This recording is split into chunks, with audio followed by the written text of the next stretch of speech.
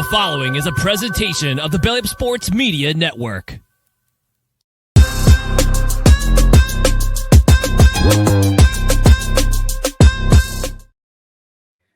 Welcome into a brand new edition of the Belly Up Fantasy Live Baseball Show on the Belly Up Sports Fantasy Network. Well, I guess it's the Belly Up Sports Network, but nonetheless, we're talking a lot of baseball tonight because, let's face it, football is done. I know the offseason is here. I love it too, but we're turning the page. We're on to baseball. Pitchers and catchers reported. The snap of the gloves, the smell of pine is in the air, and so we are in baseball mode. I'm Vince Stover, joined as I am every week by the senior writer at bellyupsports.com, focusing heavily on the fantasy side of things, Kevin Wilson. Hey, Kev, how you doing, man? I'm doing great, Vince. We're doing good here. Our weather can't seem to figure out what exactly it's going to do. One day it's almost 60, and then the next it's 22. So, but we are surviving, and you mentioned about your having some big rains over at your place, and we haven't had that. So I feel fortunate with that. So I'm doing extraordinarily well, and really looking forward to talking some baseball right now. Well, for sure. I know there's here in Kentucky, we had a ton of weather this week between rain and snow as well. And a lot of people suffering from floods and things like that. So shout out to those folks. And I am we got this show and next week's show in this studio. And then we're moving studios. I'm moving studios several hundred miles away. and we'll be transitioning, probably doing a little temporary studio for a while before eventually getting it all set up to where we need it to be. But excited to get back to baseball again. It is baseball season. I was watching college baseball today. The Daytona 500 was in a weather delay, so I turned on some EKU baseball and watched their starting center fielder pitching today. And he got on the mound, was throwing 98 miles an hour. And so you talk about playing center field when you're not pitching, and then pitching and throwing 98 when you're on the mound. Pretty solid. Elijah Underhill, shout out to him. Local. Okay. Yeah, big shout out to that. Maybe he's the next Ohtani. There you go, mate. Well, I definitely wouldn't go that far, but great kid and a phenomenal athlete for sure. All right, let's get into some fantasy baseball. We're going to open up with a segment we call the Fantasy Burner.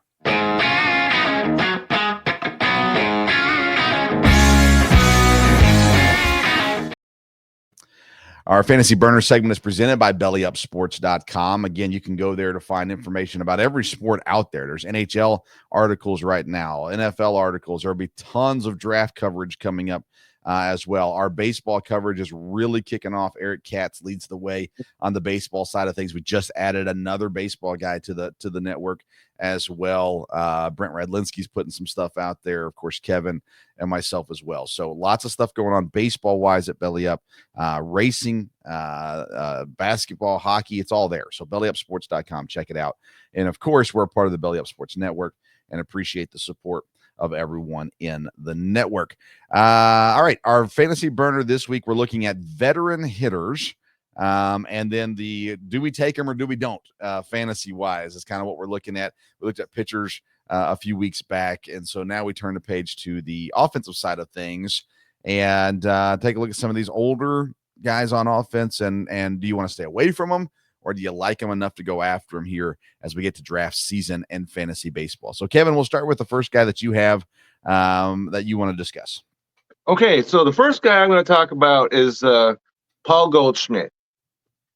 And he's 37 years old now, and coming up on his first season in New York with the Yankees. And he's trending in the wrong direction as far as his stats are concerned. When you look at, he won almost everything as a first baseman a couple of years ago, but that's in the past now. And I don't like. Some others have said, hitting in Yankee Stadium will be good for him. I don't think that's the case. As a right-handed hitter, that does not comply, with their stadium. So as a 37-year-old first baseman, I'm going to stay clear of this guy. And so I'm not in any way, shape, or form looking to have Paul Goldschmidt on my fantasy team. Yeah, I mean, when you look at his decline over the last 2 years specifically. 2022 was his last really solid year, 35 home runs, 115, I think, RBIs. Yeah. In that season. And then Yes. it's just kind of started to go down from there. 25 home runs in 2023, 22 home runs in 2024, which you'd say, well, that's not a horrible number. Well, sure, it's not, but his walk rate dropped drastically last season. His average dropped as well, a fair amount, down to 245 from You expect 268. way more out of him than 245. Yeah, he's a guy that you used to be the number one first baseman, especially when he was in Arizona and for a couple years in St. Louis there. So, yeah, his drop off has been pretty drastic. And just with the continual decline, you add another year onto his age. You throw him in a lineup that's pretty solid for sure, but not everybody that's hitting that lineup has been successful. So I'm with you. Goldschmidt's not a guy that I'm interested in, especially in the draft. If he ends up getting cut, and I'll keep an eye on to see if he starts, fighting a hot streak or something like that. But overall, I think I'm out on him as well, Kevin. It's not a guy that I'm interested in when it comes to drafting, especially Paul Goldschmidt. I got another guy that I'm out on for. I'm pretty sure you are too, and that's Justin Turner. Justin Turner is another guy in 2024, 11 home runs, 55 RBIs, and he hit 259. And really what it comes down to for Justin Turner is opportunity. Is he going to get the opportunity to be in a lineup every single day? And it just doesn't seem that way. And so at his age, with his also declining stats, and some of that has been, again, he's gotten less opportunity each year, it seems like, for the last couple of years. He could still end up in a spot that you go, okay, yeah, he ends up in a perfect situation. Then maybe you can find a like for him. But right now, he doesn't have a team. He's a free agent. Nope. And he's 40 years old. And his numbers have declined. So it seems like if he does sign somewhere, which I'm sure he will, he's probably looking at splitting time with people. He's not going to be an everyday guy. He'll be going in. Let's see here. I guess he would be going in against righties, I think, right? No, lefties. No, he's a right-handed hitter. Yeah, okay. And so, I think you'll see him more splitting time with someone and splitting at bats with someone versus actually playing consistently where he's at right now. So yeah, I go with the Justin Turner as a guy that I'm out on this year. And again, waiver wire potential as the year goes on, but to me, he's not a draftable player this year. No, because you talk about a step back. There are a few that have taken a bigger step back than him, because 2 years ago, 276, 2396. You'll take that. Mm-hmm. Then last year, 259, as you mentioned, 1155. That's a steep fall if there ever was one. He doesn't have a everyday position and doesn't even have a team, as you mentioned, age, everything else. I am way out, which I'm sorry to say, because he had some big seasons when he was on the Dodgers, but I am out completely when it comes to Justin Turner. Yeah, I think he ends up. Let me throw out a prediction to you. I think he ends up in Washington. And by in Washington, I mean either Seattle or DC. I think he ends up in one of those two spots. I know they're drastically different teams. We'll talk about the Nats in a few minutes. But the signings that they've been making, it seems like he would be the kind of guy that they would go get. So anyways, and the Mariners are always looking to sign somebody with, that had potential at some point in time. So there you go. There's my prediction for Justin Turner, either the Mariners or the Nationals. For him, but either way, he's undraftable in my opinion. Absolutely. All right, who else you got? Okay, so the next thing I want to talk about is a guy who's only 33, but his body is more like a 70-year-old, and that's Mike Trout. And so, remember last year we were discussing this live on air during draft when we were on draft, and there was Brent speaking about Mike Trout, and then he wound up talking so long about it, his team automatically drafted him. So that was kind of funny. But so he came out, hit 10 home runs. You're like, okay. Then he was hurt, as he always has been, and then missed the rest of the season. And the thing that's amazing to me is that I think it was Fantasy Pros that still has him as an ADP of 100, exactly 100. And that is completely insane to me. There's zero chance I'm going to draft Mike Trout in the first 10 or 11 rounds of any draft that I'm in. On ESPN, they have practice drafts that you can do with your exact settings, which I have been doing. And he's been going around at around 19. Now, I could see that because he is Mike Trout.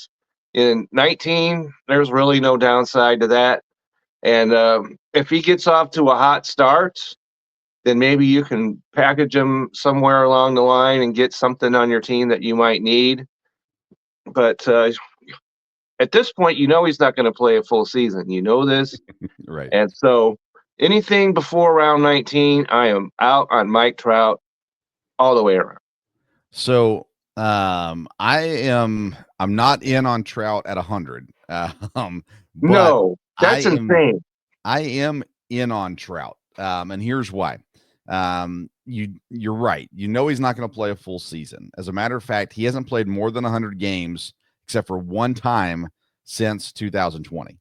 Right. And I know 2020 doesn't sound like that long ago, but it is. And we're all getting older. In 2022, he played 119 games.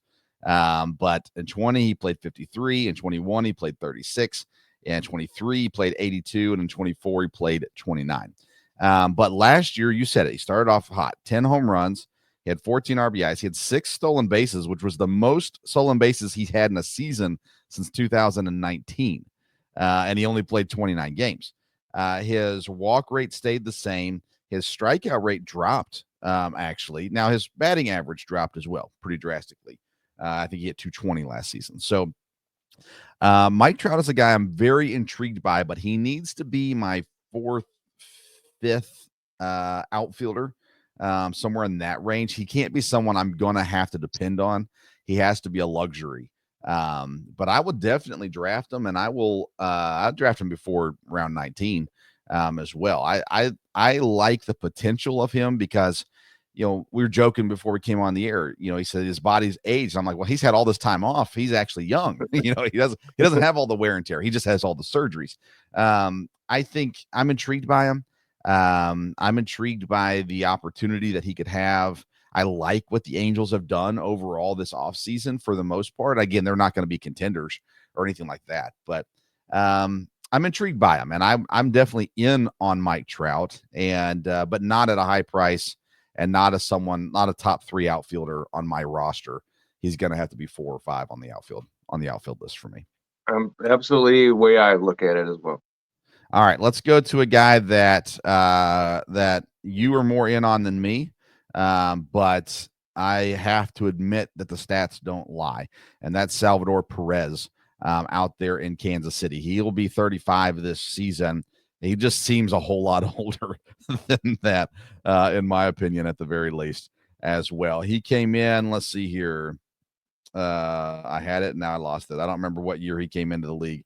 But anyway, Salvador Perez, he came in 2011. So this is his 14th season.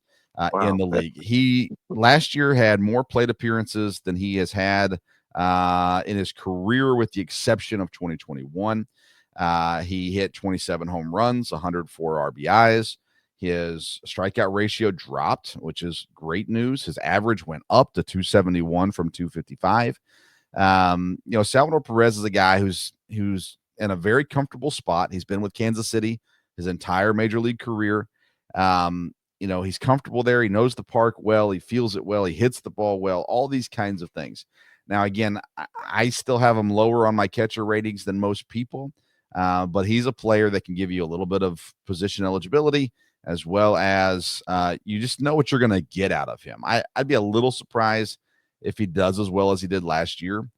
Even if he plays as many games as he did last year, 158 games, I'd be a little surprised if he gets to that point again. But I think you see him in the low 150s to upper 140s. And of these older guys that we're looking at, you look at Justin Turner that we talked about, Mike Trout that we talked about, Goldschmidt that we talked about. Like, Perez is ahead of all of these guys, and pretty clearly ahead of all these guys. I agree with that, especially when we consider the position that he's in at catcher. And I mentioned it that he's not going to be eligible for catcher next year. Yeah. That's my prediction right now. But for this year, that matters not one iota. And he's catcher, first, DH.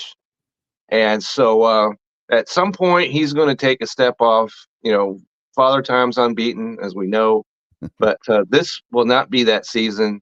So I could see taking a big swing. And you talk about big. When you see him at the plate, he looks gargantuan up there. So Yes. Yeah. so I'm all in on him. He And is first base eligible as well, of course. that's right. Yeah. First and DH. So he'll be in your lineup, and that's what I like as a catcher.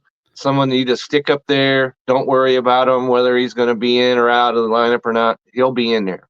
So And that's where the reason why I said first base eligible is because I misunderstood what you said. You said catcher first and DH. I took it as he's a catcher first and then DH. catcher, first base. And then I DH. realized, nope, you actually already said that. So yeah. Anyways, So, I was listening to you, Kevin. I promise. okay, no worries. And I'm all in on I spoke about him last year. I was all in. I'm still in. So I really like what he can do. I like that ball. As you mentioned, he's a master in that park, and they've got a pretty decent lineup in Kansas City. Now, And we're going to see that in a minute. But I like what he can do. I'm intrigued by you saying you don't think he'll be catcher eligible next year. He caught 91 games last season.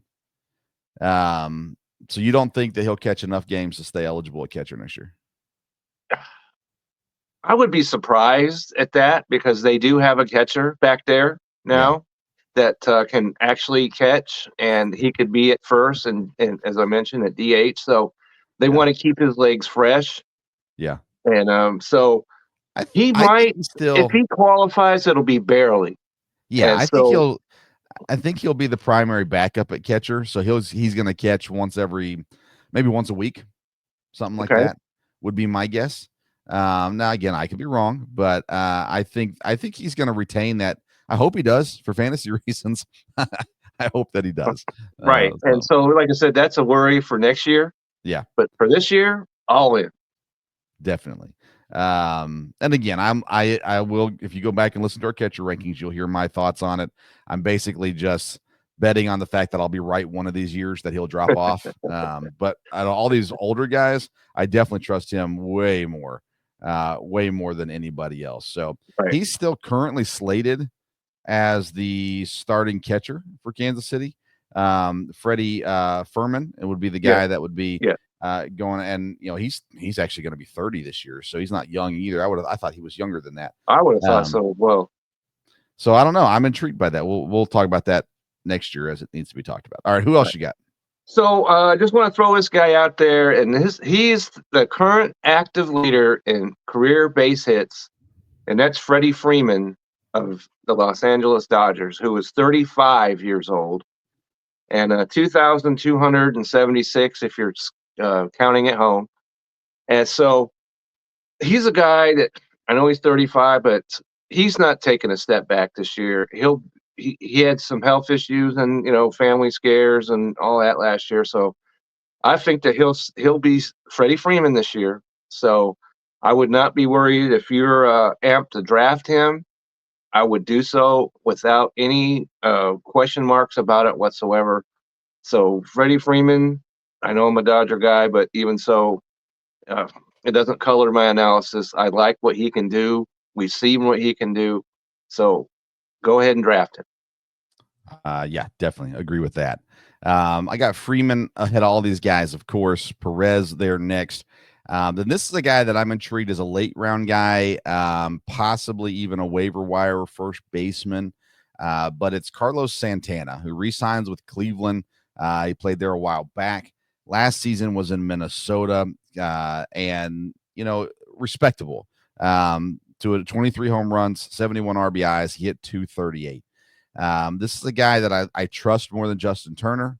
I probably will take Trout over Santana, honestly. But I like Carlos Santana a lot. Of course, he spent half a year in Milwaukee a while back, or a couple years ago, and that was a lot of fun to have him there as well. He's been pretty consistent over the last several years. In 21, he had 19 home runs, 69 RBIs. In 22, 19 home runs, 60 RBIs. In 23, 23 home runs, 86 RBIs. And then last year, 23 home runs, 71 RBIs. All his other numbers have stayed very consistent. His walk rate, his strikeout rate, his batting average, it's all right there within one or two, numbers. So I think Santana, although he's going to be 39 this season, nowadays, now last year he played all of his time at first base with the exception of 3 games at DH. So 146 games at first base, 3 games at DH. And Cleveland, I think you'll see more time at DH than he will first base, although he'll get some first base action there as well. So I kind of like him. He would be a later guy for me. I don't want him to be my primary first baseman, but I trust that if I get him as another corner infielder, I can trust him there, and especially to fill the void at first base for a time if I got a guy that goes on a stint on the IL or something like that. I like Carlos Santana. Well, if you're in a league like we are, who has first base and then also first base, third base, he could have some value. If you're in a standard league where, you just have first, second, third, short, the standard positions, then I don't think he has a whole lot of value in a situation like that. But in our league, he could have some value. Hitting in that lineup I like that lineup. And so he's got value, no question. All right. Anybody else you want to discuss? Nope. I think that pretty much covers it. All right, that's the Fantasy Burner segment presented by BellyUpSports.com. Check out BellyUpSports.com. We are what they aren't. Let's take a quick break. When we come back, we're going to be talking AL Central team previews and a little bit of MLB news as well. First off, though, a word from our friends at Righteous Felon Jerky. Righteous Felon Craft Jerky is the official jerky of Belly Up Sports. For over a decade, Righteous Felon Craft Jerky has led the American meat snack revolution by concocting delicious, adventurous, U.S.-sourced jerky recipes for uncompromising carnivores across the country. With 15 different flavors to choose from, Righteous Felon has all jerky lovers covered, and by using promo code BELLYUP, you will get 15% off your purchase at RighteousFelon.com. Do your taste buds a favor today and rip into a bag of Righteous Felon Jerky. Welcome back into the Belly Up Fantasy Live Baseball Show. It's now time for segment number 2. We call it the Hot Corner.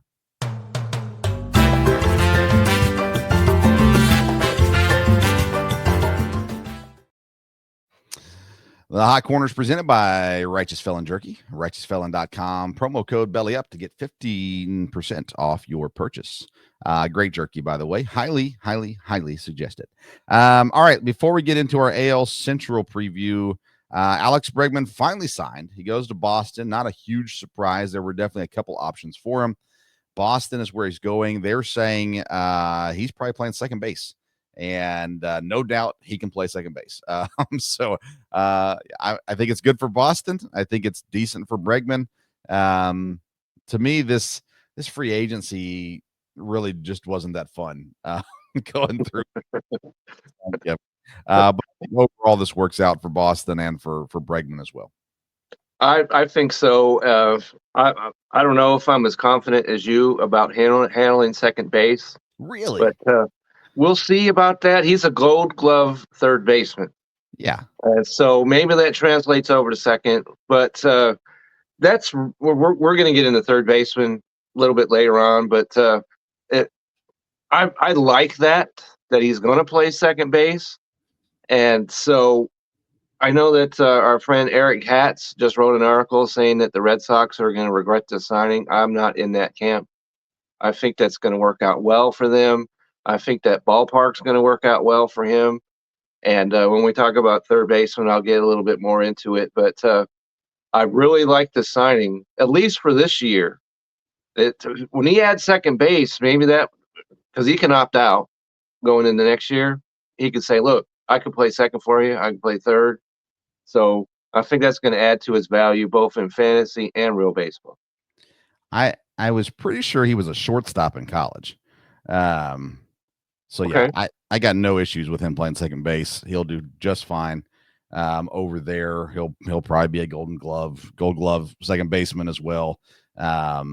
when you look at that Boston lineup, you look at the Boston defense, like all of that, you're going to go, yeah, Alex Bregman, just get him on the field. Wherever you got to get him in there, get him on the field. And, like I said, I think it works out well for them. Boston's done well. We already did our AL East preview. This changes them a little bit. This is decent offseason for Boston this year. They've been pretty aggressive out there.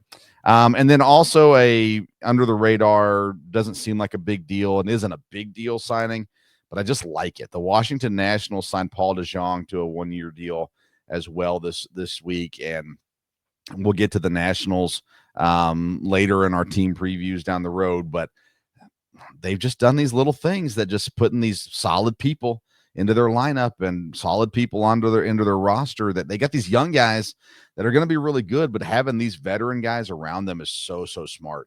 And I really like what the Nationals are doing. And the signing of Paul DeJong, not going to have a big fantasy impact, probably isn't going to have a huge impact on winning for them, but I really like the signing of Paul DeJong down there in Washington.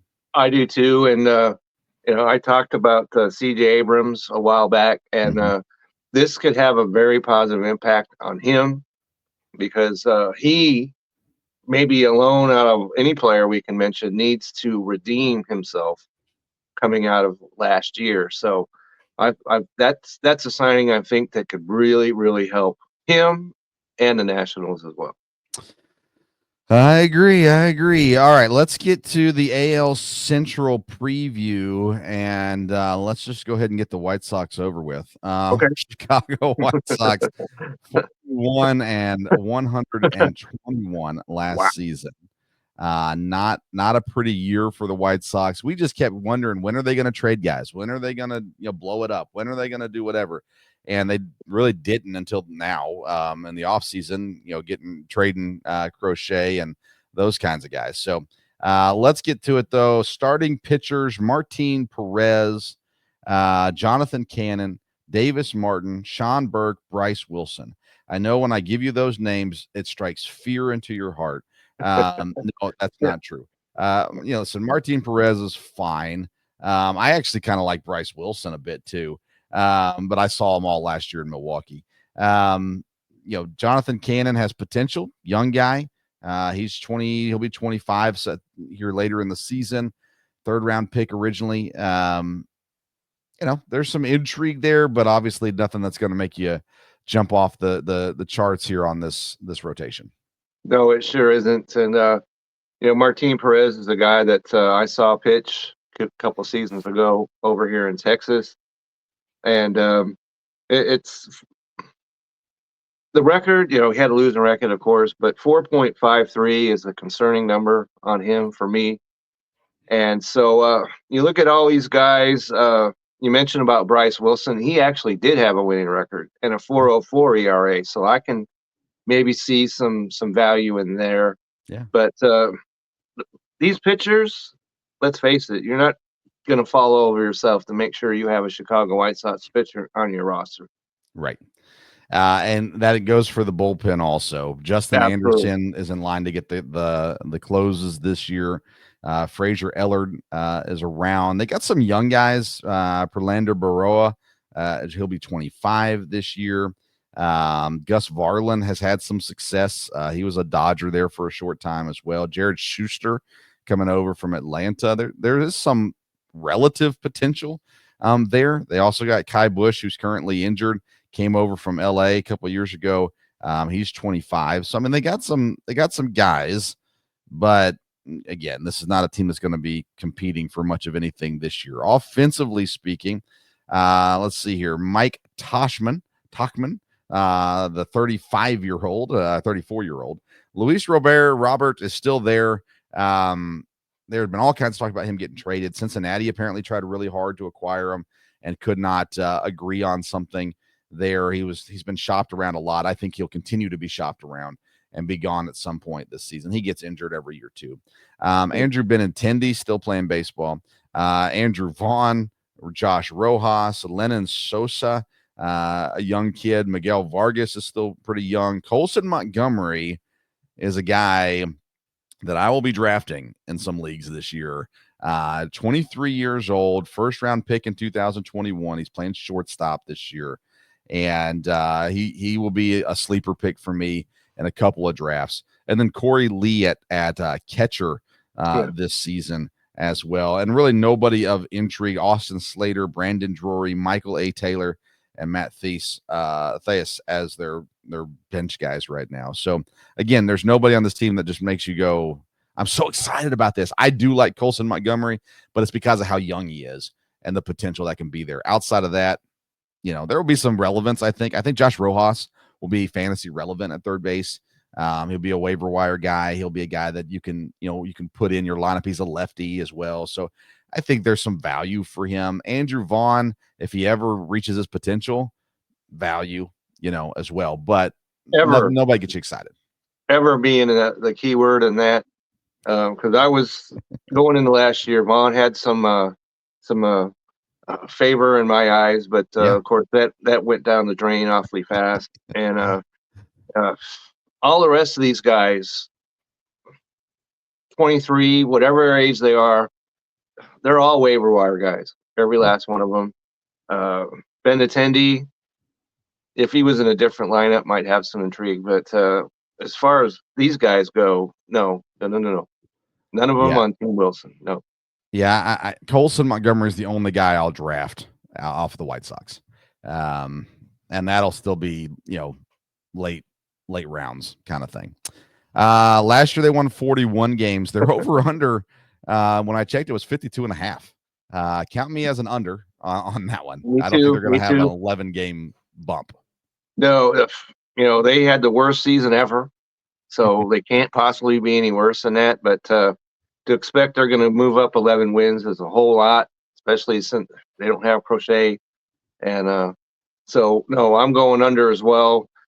That's pretty bad that you're going. 52 is pathetic to start with, but I'm still going under that. All right, I'm with you. Let's go to Cleveland. Cleveland, 92 wins last season. Solid overall team still. Not perfect. They got some holes, but solid overall team. Their pitching rotation looks like Tanner Bibby, Ben Lively, Gavin Williams, Luis Ortiz, and Tristan McKenzie. You got guys like Logan Allen and Shane Bieber. Bieber's injured right now, so they got those guys that could come back around. But Bibby's 26, Gavin Williams is 25, Luis Ortiz is 26, Tristan McKenzie's 27.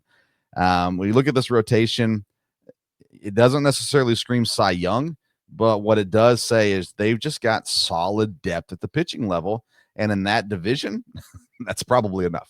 It is, and you mentioned it. Bieber pitched just 12 innings a year ago, so let's say we kick that up to 112. Yeah. So that's not out of the question. I think he might even go beyond that. So you got guys, Ben Lively had a 3.81 ERA, and Logan Allen, solid. And I like Tanner Beebe. I like him a lot. And 3.47 ERA. And so especially when you consider this is a division that sent 3 teams to the playoffs last year. So it's not like they were facing slouch lineups or any of that. So I like this rotation. And like I said, if Bieber can make it back, that just helps them a whole lot. So if I had any of these guys, maybe would on my fantasy would be a good addition to any fantasy rotation. Definitely. Bieber's surgery, Tommy John, was on April the 12th last year. So he should be, I would guess, May-ish, maybe back around, depending on, because they can start him slow. They don't have to have him full blow. That's true. So I think maybe 100 and maybe that's a little optimistic coming off that kind of surgery, but he's only 30, so it's not like he's in, and it's gotten so much better. The Tommy John stuff. Right. So death, if they give him any kind of contribution, this is a solid rotation. Yeah. The bullpen's solid too. Emmanuel Clase, maybe the best closer right now in baseball. He's 27 years old, or will be 27 soon. They bring over Paul Sewald. We talked about a week or two ago. You brought him up as well. Cade Smith is there. Hunter Gaddis.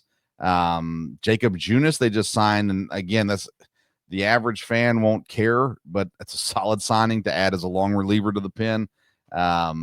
It's good. I mean, this is a good team. And again, Class A is probably the best to be doing it right now. He is. And I seen him in his ADP going before a lot of starting pitchers. Yeah. And so there's a reason why that is. And I think that you mentioned Seawald. I think that strengthens their bullpen. Yeah. And so they're going to have a solid bullpen.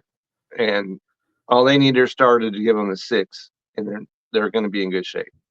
We'll talk about draft strategies next week, and we'll talk about relievers in that. I will not draft Class A before starting pitchers. Okay, I'm not advocating that. I'm not advocating that. I'm just saying when I was doing practice drafts, he was going before a lot of starters. So Yep, it definitely happens. All right, offensively, Stephen Kwan, Kyle Manzardo, Jose Ramirez, Carlos Santana, Lane Thomas, Will Brennan, Juan Brito, Bo Naylor, Brian Rocio. Then on the bench, John Kinsey, Noel, who I really like. Austin Hedges, Gabriel Reyes, Jonathan Rodriguez. Again, there's outside of Jose Ramirez, I wouldn't say there's a superstar in this lineup, but Bo Naylor, we see some growth in him at catcher. Manzardo, 25 years old, 24 years old, tons of potential. A lot of people really like him as well. I am a Lane Thomas guy. I've liked him when he was with the Washington. I'm a Lane Thomas guy as well. But they got these young guys. Juan Brito, I honestly don't know a whole lot about him. He's a switch hitter, second baseman, 23 years old. Traded over from Colorado back in 22. So he's been in and around a little bit now. The expectation for him is fairly decent. So the young guys mixed with veteran guys, a team that knows how to win, really, really solid team. I like them as well. I don't like them quite as much as a year ago, but you mentioned him. Thomas, I think, is the key to this. He went to Cleveland last year, and he did not put his best foot forward up there in Cleveland a year ago. But we saw Washington, what he can do. So there's a snapback potential with him.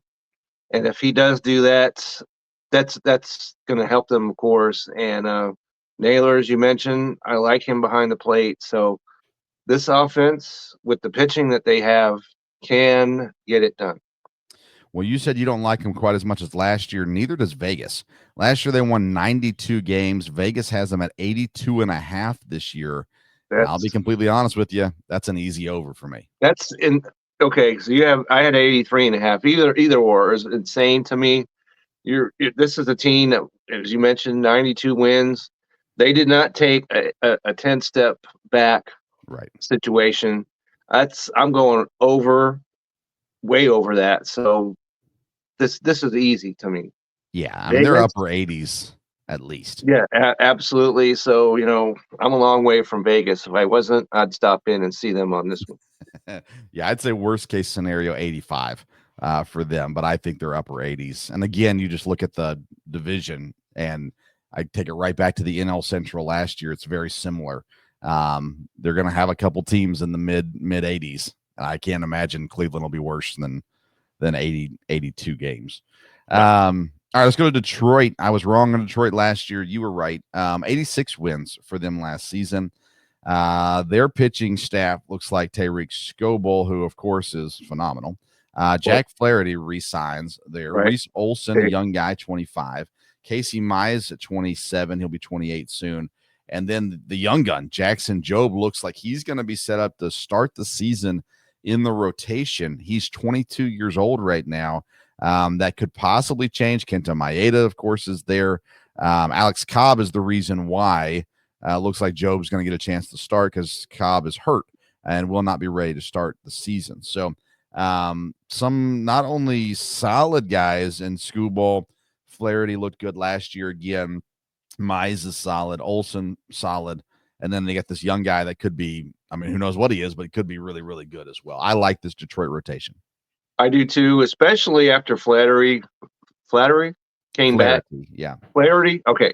So he comes back. He was. It was interesting what happened with him. The Tigers trade him to the Dodgers. Then they make the playoffs anyway without him, and he got the experience of being in the playoffs all the way to the World Series. So him coming back to the Tigers, I would like to find out just what the whole thing worked out. How that how do you go back to a team that said, "Hey, we don't need you anymore"? But I like that a lot.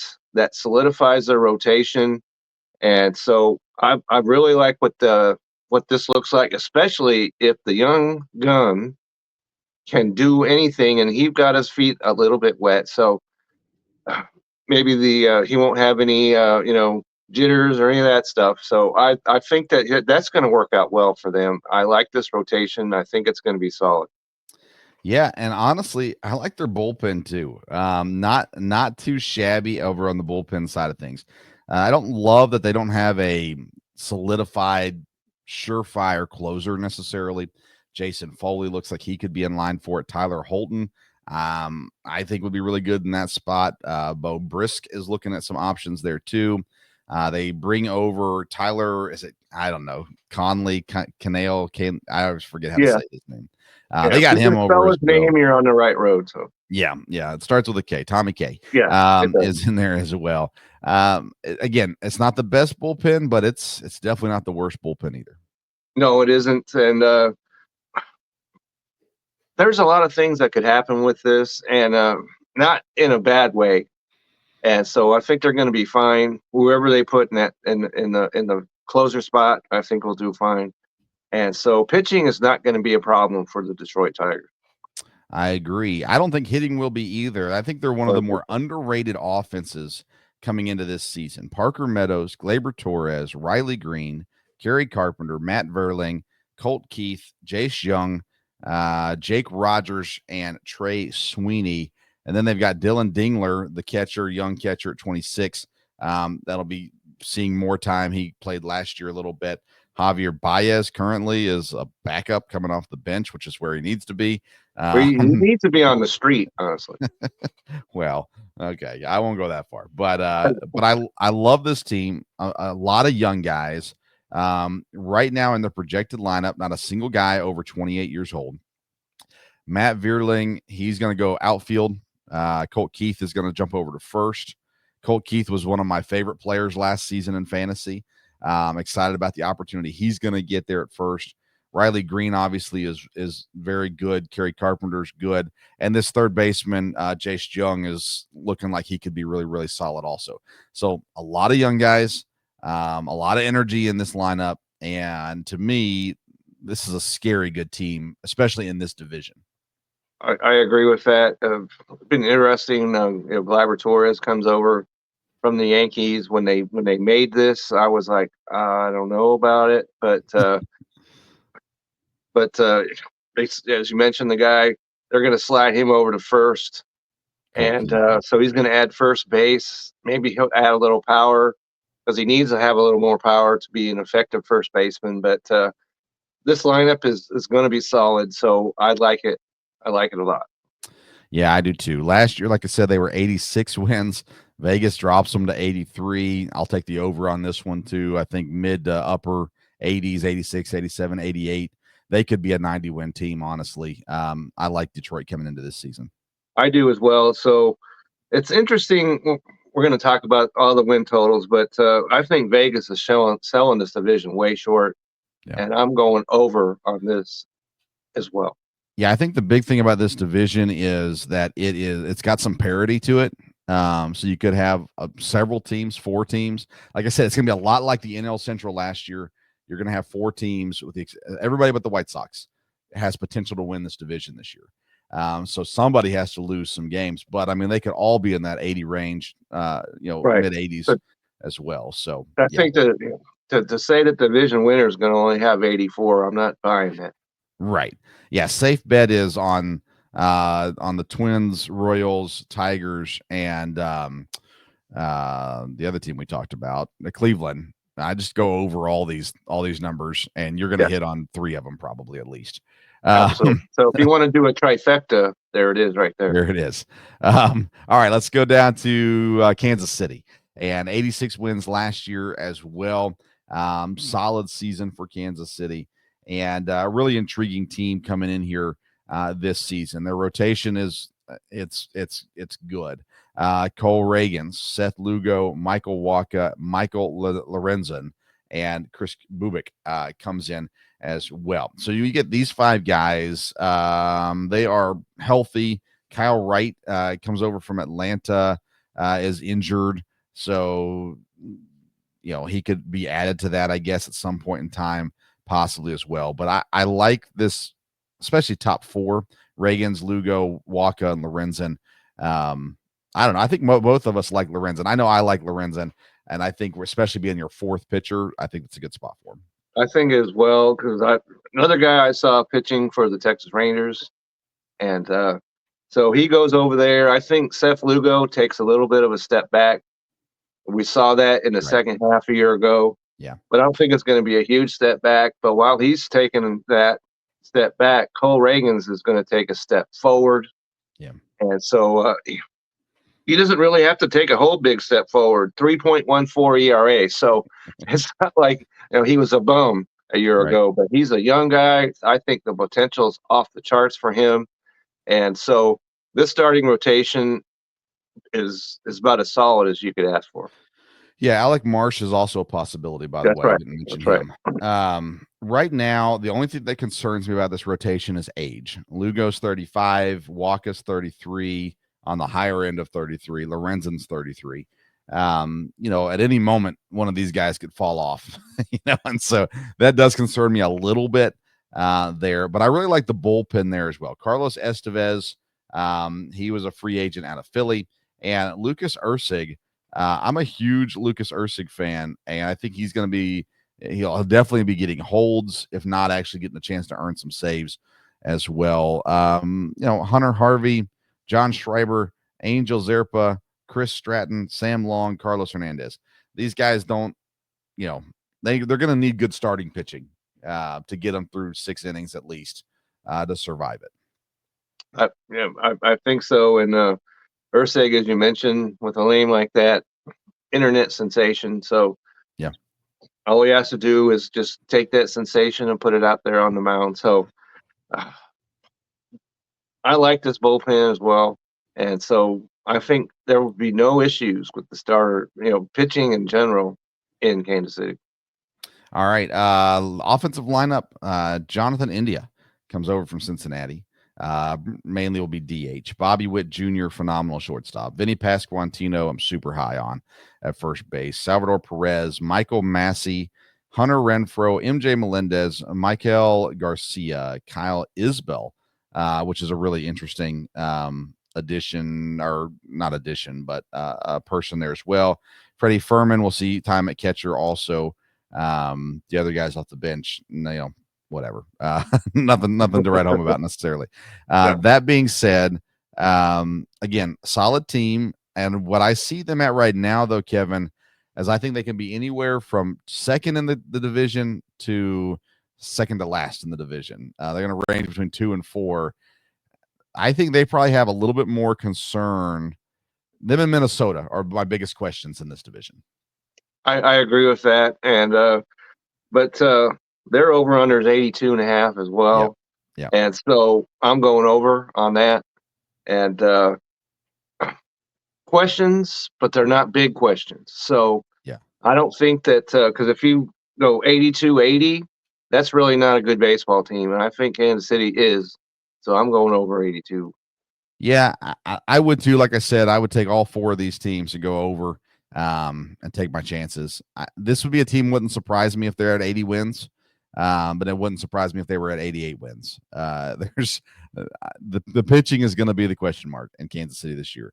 And they've got guys that could be really good, but again, they have guys that could fall off the map at the same time too. So I'd go over 82.5 also. I see them more in the 84 range personally. All right, let's go to Minnesota. Huge disappointment last year. 82 wins last season. And when you look at this team, in my opinion, you look at them and go, they really did not do much this offseason to give you great confidence that it's all going to be okay this season. But they've got enough talent where they should still be better than the 82 wins that they got last season. So let's start with their pitching. Pablo Lopez, Joe Ryan, Bailey Ober, Simeon Woods Richardson, and Chris Paddock as their 5. All of them are right-handers.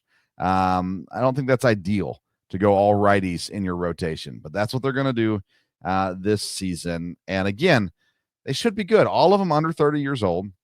Chris Paddock, Bailey Ober's the oldest at 29 years and 6 months as of today. Okay. Lopez is he'll be 29 this season. Joe Ryan will be 29 this season. Simeon Woods Richardson, really solid young guy, 24, and Chris Paddock is 29. So, they're all kind of in that spot where they can be in their prime and should be throwing the best they've thrown in their careers. Well, especially when it comes to Chris Paddock, because he had a 4.99 ERA. Yeah. That's got to be better. Okay. And you mentioned they're all right-handers. If there's a left-hander that's any decent at all, Chris Paddock is the guy I'd say, go ahead, take a step back to the curb, please. But Pablo Lopez is a guy who, even though he won 15 games, he comes across as a disappointment. And I'm not necessarily in that camp, but 4.08 as you got to do better as if you're the ace than 4.08. Yep. And the rest of these guys, Uber, you mentioned, Ryan, and Wood Richardson, what a great name that guy has. And so these guys can all be solid, all of them. Yeah. And so they just have to remember they were right there when in the division for most of the summer, and then it slid off the mountain.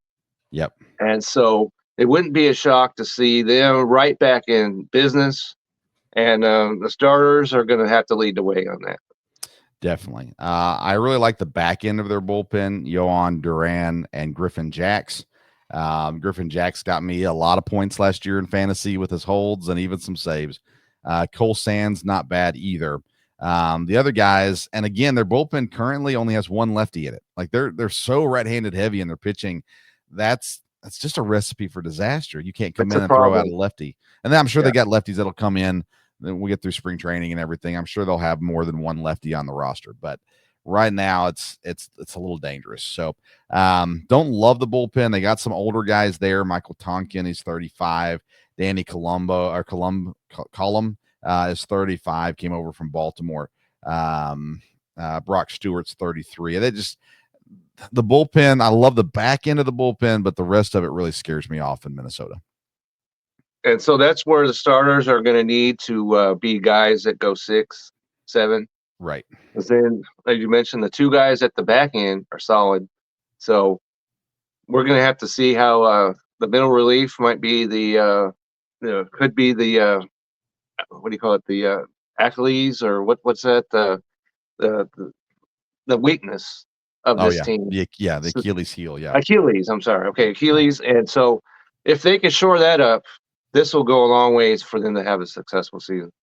All right. Offensively, Will Castro DHing this year, Carlos Correa, Trevor Larnach, Byron Buxton. If you ever see Byron Buxton on my fantasy team, I've been kidnapped. That's the sign right there. Okay, so we need to check and see if there's a note. Yes, yeah, that's the sign. Just because he doesn't play enough games. Royce Lewis, who I really like, Matt Wallner, Ryan Jeffers, Ty France just signed, Brooks Lee, Jose Miranda's there as well, Harrison Bader, Christian Vasquez. Listen, I just don't think Minnesota's done enough. I like Ty France. I don't think that's a bad signing for them. Play first base. He's only 30 years old. They're not an old team. I mean, Byron Buxton's only 31. Christian Vasquez, the backup catcher, is 34. But they're not a super old team, but they don't have the young pop that some of these other teams have either. They just seem like a middle of the road, 83.5 wins is the win total. They just seem like that's kind of where they're destined to be, mid to lower 80s, even though their pitching staff would tell you they should be better than that. This is a hard team for me to pick. Like I said, them and Kansas City both. I wouldn't be surprised if they're at 88 wins. I wouldn't be surprised if they're at 80 wins. I'll take the chance at over on 83.5, but I wouldn't be surprised if they go under. I wouldn't be surprised either, but at 83.5, that's not a stretch at all. So I'm going over with that as well. And these guys that you mentioned, offense don't scare you a whole lot. Right. So, what can you say? I mean, Byron Buxton, as you mentioned, if he could stay healthy, and but he can't. Right. And so steer clear of him. And it wouldn't matter to me if he was 23 or 33. You stay clear of him. And but the rest of these guys, they're all middle of the road is about as great a description of this team as you can come up with. And so I'm going to go over it at 83.5, but it's not a huge stamp of approval. Yeah. So Buxton played 102 games last year. He hadn't busted 100 games since 2017. So you just can't get me to do it. To me, there's just no value in Byron Buxton. He's a waiver wire guy, in my opinion.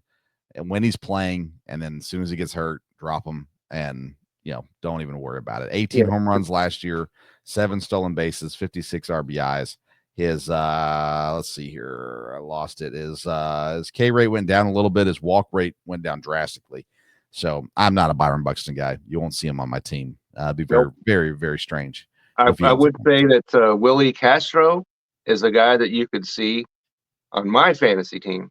Okay. And he's got him, you're playing DH, but he qualifies at 4 different positions. And we like that. And so there's your fantasy relevance right there. So yep. As far as the bat's concerned, you take what you can get from him. He's a guy you can pick in your last very pick of the draft. Sure. And you've got a guy that you could play anywhere on your team. So that's the appeal to me. Yeah, and Royce Lewis for me is a guy. Last year he got hurt. He had his struggles. Royce Lewis will make it on my roster, one of my rosters. I'm in several leagues. I won't have him in every league, but he'll be on one of my rosters. As a league that I have a corner infield spot, he'll be there. I'll have him in one of those spots too. Well, health is key to him, and we haven't seen that yet. So somebody's going to take him. Maybe you would take him a lot earlier than I'd be willing to do so. Sure. All right. That's the AL Central. Next week, the NL Central. It's going to be a fun week to talk about the Brewers and the Cubs and the Cardinals and the Reds and the Pirates. It's going to be a fun week. So we'll talk about them next week. But that is our corner, a hot corner presented by Righteous Felon Jerky. Go to righteousfelon.com. Use the promo code BELLYUP for 15% off your purchase. All right. Let's head into segment number 3. We'll get to our rankings in the Fantasy Focus.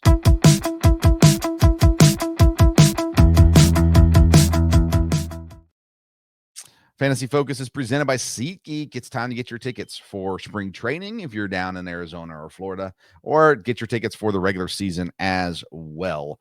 And you can do it at SeatGeek. Use the promo code BellyUpSports. You're going to get $20 off your first purchase. We have been through first baseman, catchers, second baseman, shortstops, and now we hit the last infield spot, third base. And you and I had a differing opinion on third base. You came on the show and you said, man, not very deep. And I was going, oh, I thought it was the deepest position out there. So I think we generally agree that there is a pretty big drop off after the top segment of third baseman. But I really feel like, and maybe I should save this for next week, but I really feel like for me, I'm not going to end up with a top tier third baseman, and I will wait a long time and be happy with guys later down the road at third base. And I'll spend my money elsewhere in this draft trying to get higher, because I think I can wait on a third base and still I'm not going to get a Jose Ramirez level production late in the draft, obviously. But I think I could get, what I have ranked 8. I think I can get that way down the line and still get similar fantasy production out of them. So, well, I'm coming at it at 180 degrees difference than you. If I can get one of these top third basemen upper draft, I'm going to do so, because the rest of these guys, you could pretty much put them into a bag and shake it all about, and whatever you come out with would be just as good as the next guy, and maybe not in a great way. So I want one of these, and if I can, and take some of these third basemen that I have ranked a little, higher in the draft, and then I'll wait later and see who I can get to complement him with. Fair enough. I mean, we agree Jose Ramirez is number one. He's a top, worst case scenario, top 3 fantasy player this season. And he's Mr. Consistent. He does it all the time. High numbers, best, clear without a doubt, best third baseman on the roster. Yeah, it's no question. 32 years old, so it's not like he's ancient or anything. And still hitting home runs, still having RBIs. 4 straight with 24 more home run seasons, 100 or more RBIs in 3 of the last 4. And this is the kicker to me: 158, 156, 157, and 152 games in the last 4 years. So he'll be in your lineup every day. So he is the absolute top. You take him, and everybody else is maybe 5 steps below where he is when you come to the next guy. So my top 5 fantasy players in no particular order. All right. Aaron Judge, Juan Soto, Shohei Ohtani, Jose Ramirez, Bobby Witt Jr. I have a hard time. Like I'm happy if I'm in the top 5 of my draft. I'm happy with any of those 5 guys. And I will probably, if I'm in the top 4, will struggle between number 4 and number 5. Which one should I take? If I'm at number 3, I would struggle with, okay, which one should I take? Honestly, if I'm at number 1, I might struggle with which one should I take. I know Shohei's the obvious answer when he's pitching, but I don't know. I like to go against the grain sometimes on these things. But nonetheless, Jose Ramirez, where do you have him at? I've got him easily top 5, probably top 3. I do as well, because I have Shohei at number 1, and then it's a battle between who's, Juan Soto, if you're a Juan Soto guy, or Aaron Judge. Aaron Judge gives you the power. Yeah. But when it comes to Jose Ramirez or Bobby Witt, and because you can get some shortstops as a deep position, as we talked about a week ago, I'm going with Jose Ramirez instead of Bobby Witt, and still get a quality shortstop. And I have quality at third and short. So I think that's the way I would lean. Okay. Let's keep it moving then. Because I don't know where we're going to sit on these guys. I don't know either. 2. So I'm really looking forward to this. All right. Who do you have at number 2? Number 2, I have Rafael Devers. Okay. I think that's I know that there's a guy we're going to talk about in a minute, but he's still the third baseman in Boston, and he's only 28. And so 28 home runs from him. The year before, he had 33 homers, 100 RBIs. And so 4 straight seasons of 27 or more home runs. And he played 138 games. That's his fewest in his 5 full major league seasons. And so there was some early speculation he might move to first to make room, but that's cooled off a lot. I don't think they're going to do that, and I see no reason for it. So third base, Rafael Devers, put him in the number 2 spot. Okay, so we are going to be different because I've got him at number 4. Okay. And I've got Alex Bregman at number 2. Originally, I had Bregman at number 3. Waiting to see where he signed. I moved him up to number 2 for a couple reasons. First of all, I know we're ranking third baseman, but he is going to get second base eligibility. So that bumps him up a little bit as well in my list. I think he's going to have great production there in Boston as well. So I've got Bregman at 2. I've got Devers at 4. I've got Machado at 3. So mine is Ramirez, Bregman, Machado, and Devers are my top 4. Is Machado in your top 3? No, he is at number 4. Okay. For me. Number 3 is Austin Riley. Okay. Of the Atlanta Braves. Yeah. And we talked about him already. I think he's going to have a huge snapback of the season this year coming up. So I've got him at 3. I got Manny Machado at 4. and I slotted Alex Bregman. I was like, what am I going to do with this guy? And then Boston rescued me.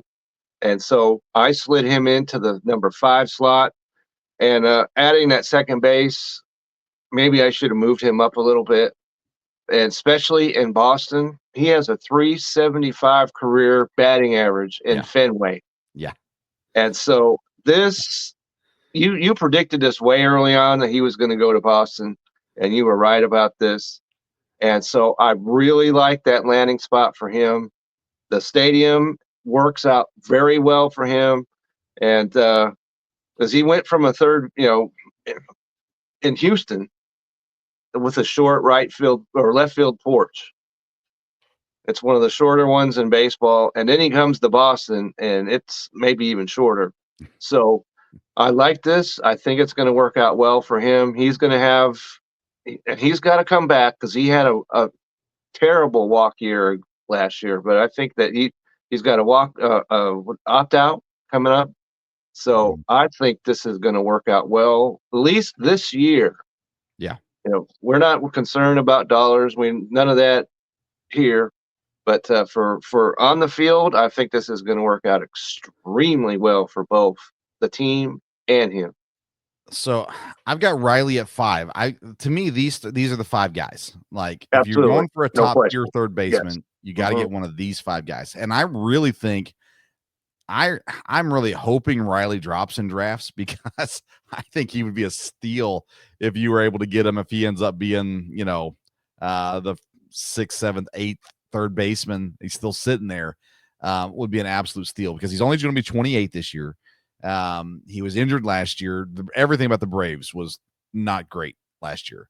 And still made the playoffs. Yes. Their lineup is good. He's good. He was so consistent before the injury. I wanted to put him ahead of Devers on my rankings. I ended up not doing it.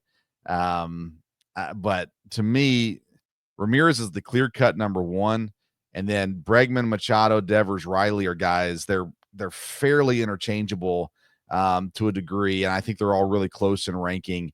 And if you want a top-tier third baseman, you get one of these 5 guys. I agree with that. And the tip that might tip the scales here is that Austin Riley is the youngest of these. Yeah. And so if a player is going to bounce back, you want to go with the youngster. And so I'm doing that. Like I mentioned, I drafted Riley last year, and he started off terrible, but he had an injury. He came back and then hit 3 home runs in a game in June.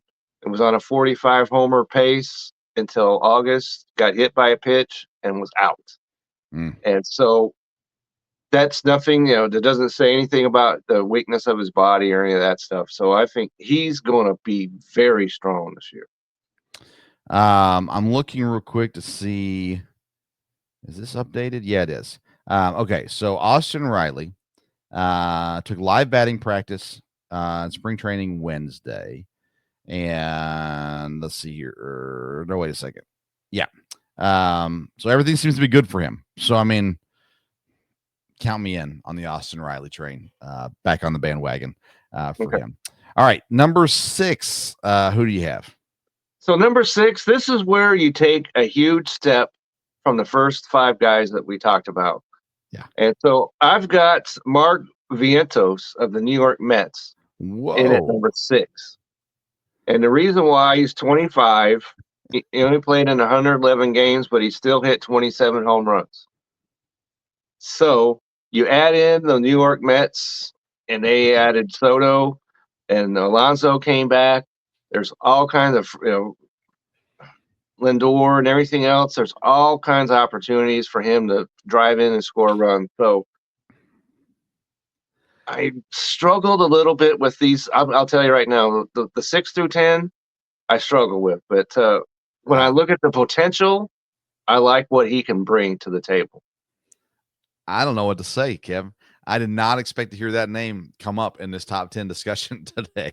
And so I love to see where this is going, because I like it when we're different. It's good. It's good for everybody to hear opinions. Yeah, especially Reddit.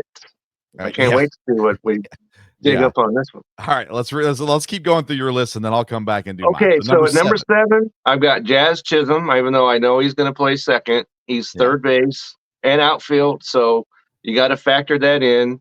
Number 8, I got Jordan Westberg. Number 9 is Royce Lewis. We just mentioned him. Then at number 10 is my favorite project of the year, and that's Jake Berger of the Texas Rangers, who's going to play first for the most part, unless Josh Young gets hurt. But I like that a lot. He's going to have first, third, and DH. So, and hitting in Texas is going to agree with him. So I really like what he can bring to the table, and I'll be looking to draft him this year. I am so intrigued by your list, Kevin, because I do have Jake Berger. I have him at 10 as well. We agree on that. But we don't agree on the other ones. And Jazz Chisholm, first of all, I'm an anti-Jazz Chisholm guy. I don't trust that he's going to play enough games. And I'm just not in on him. Westberg, I know we're going to hear about him on the Reddit. We already heard about him when we did second base. I'm just not there yet on him. I think he has the talent. I still fear that Baltimore is going to be weird with their at-bats this year, and he's just not going to be out there consistently enough for it to be that impact. I hope that he is. He's a really good ball player. He should be the third baseman in Baltimore, but is he is the question still. So maybe by the time we get to our draft, I'll be able to solidify where I have Westberg, because we'll be through some spring training and I'll have better confidence in that. So for the time being, I don't have him on my list either. At number 6, I got Isaac Paredes in Houston. He comes over from Chicago. I think Houston's going to be really good for him. And so I think that's a really good signing for Houston, or trade, excuse me. And he's not going to be Alex Bregman, but I think he's going to be really good in Houston. At number 7, I have Matt Chapman in San Francisco. I thought he had a really good season last year. I think he'll continue to do well in San Francisco and will be very fantasy relevant.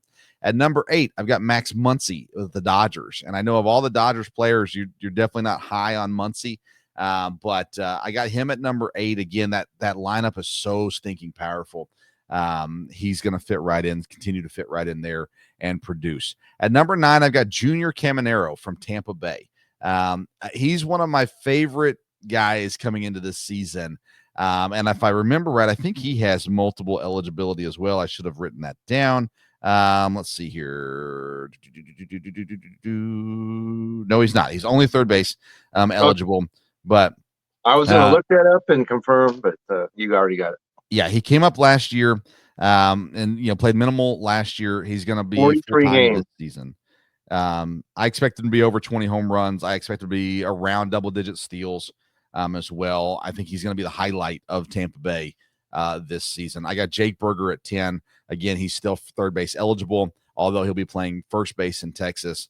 I like what he brings. I think Westberg is fair to put in there. I chose to keep him out for now. I'm anti-Jazz Chisholm, so I'll just disagree with you on that one.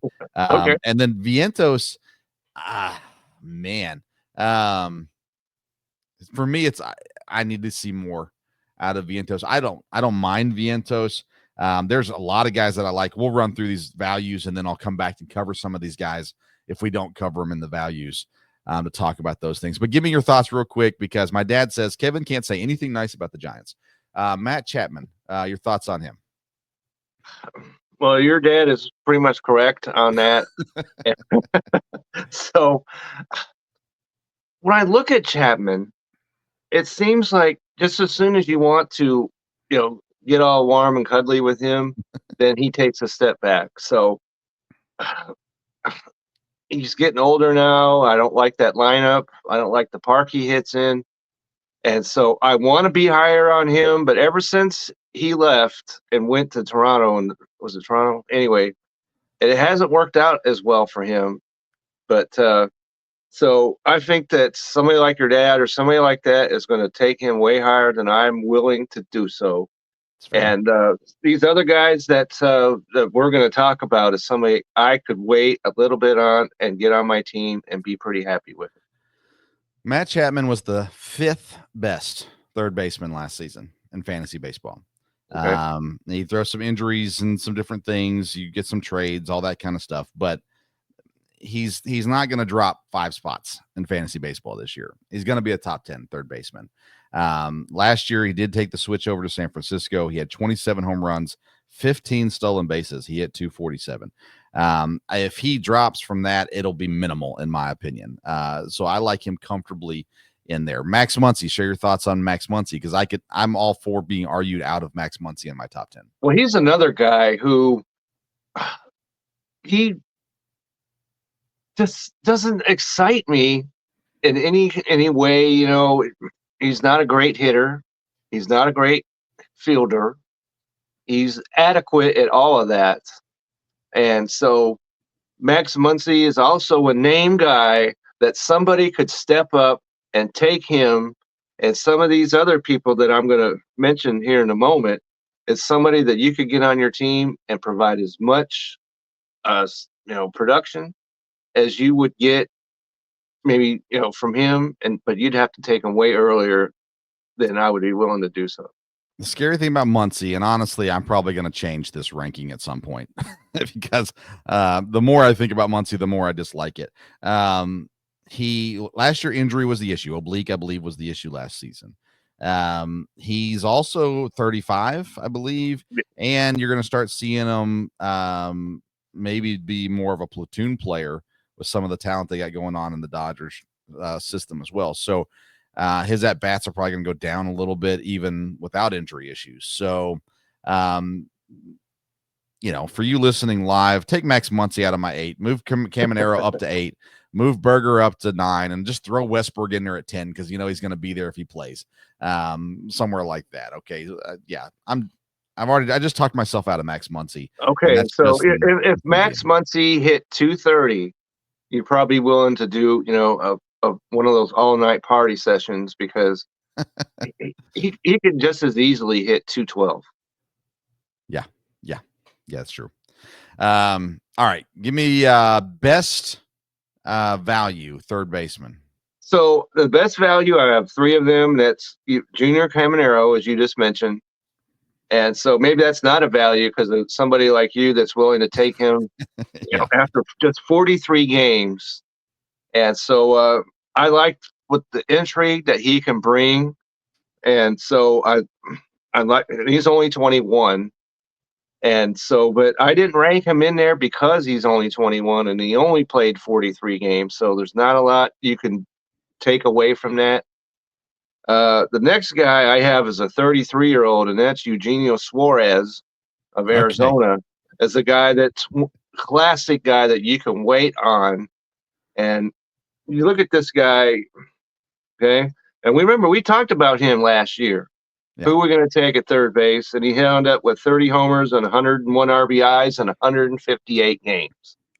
So, and he's not highly regarded, so you can get him later. And this is a classic guy that I'm talking about that you could get on your team and in a great lineup. So I like him a whole lot. And the last one, I keep saying his first name wrong. I will not do so here. And that's Paredes of Houston. I like what he can do. We talked about him ad nauseum before. I think Houston's going to be the tonic that he needs to get him back straight on the track. So he might go earlier than, maybe not a value because he might go off the board a little bit earlier than would be a value. But if not, I would be extremely pleased if I had him on my team. So I was shocked Suarez wasn't in your top 10. I feel like you're a Suarez backer. Like you've always been high on Suarez. So I'm glad that you brought him up there because I was really surprised I didn't hear his name earlier. I'm not high on Suarez just because of age. I feel like that's the key to him. Drop off. It is. My values are Michael Garcia in Kansas City.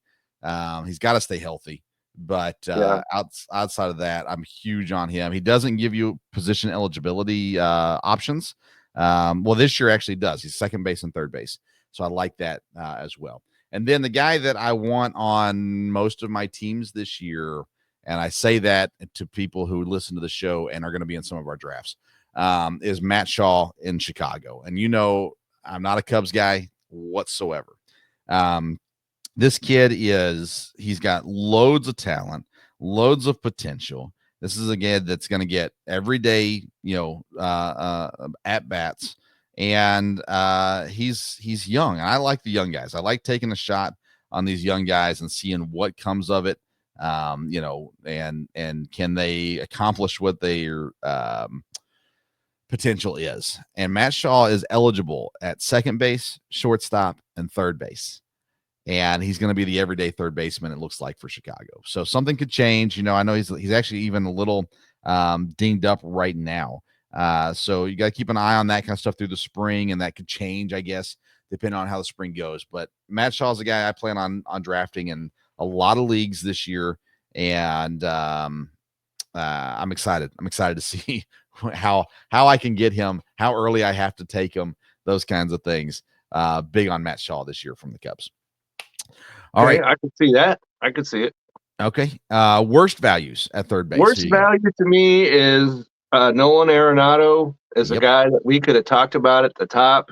In fact, I did write his name down, but since we're talking about third baseman, he's 33, and that's an old 33. Things are not going well for him, and the Cardinals don't want him. Apparently, he doesn't want to be on the Cardinals, but even if whatever happens, especially if he stays on the Cardinals, there's not a lot to like there at all. Yeah. And so his home runs have gone down 4 straight seasons in full seasons. And only hit 16 last year. Okay.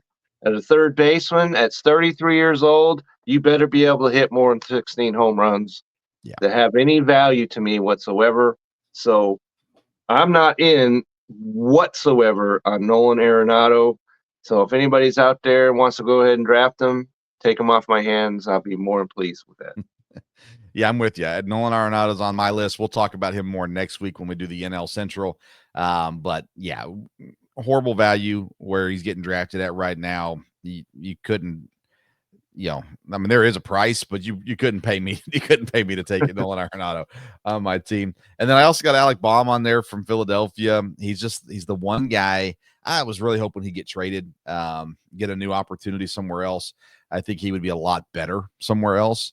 But at Philadelphia, he's there.